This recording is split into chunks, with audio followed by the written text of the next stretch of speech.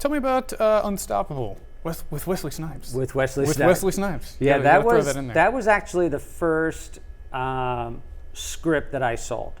That was the first script that I sold, and I think it took us maybe 7 years to get it made. How long was the writing end of it?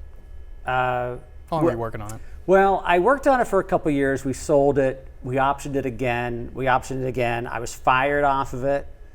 And an interesting story, I was fired off the project and they brought in a new writer.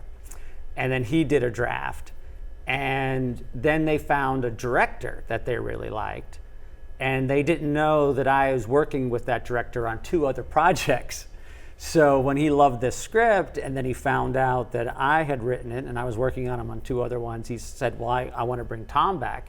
So I came back and I did a draft on it again. I have to ask, just for my own, you feel free not to answer. Do you get to feel a little smug when you walk back in after being, okay. Yes, you do. You do. You feel like, well, guess who's back? Yeah. And they're rightfully worried because not a lot of writers,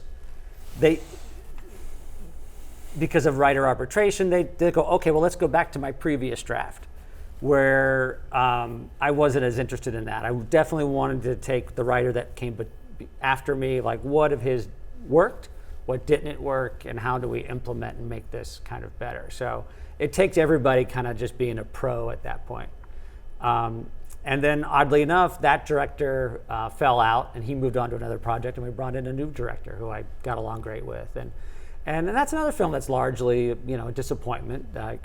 I joke that I started Wesley Snipes' straight to DVD career because it was not meant to be a straight to DVD movie. It was meant to be a theatrical release, and we had some issues filming in Bulgaria, and the producers that we were working with. One great producer, Jim Wida, but. We had some issues with some of the other ones, but films just have so many moving parts and like individual crew, down from like production assistants all the way up to the director. There's just so many different things that can happen, and personality clashes and personal agendas and politics, and it is a miracle that anything ever gets made. Yeah.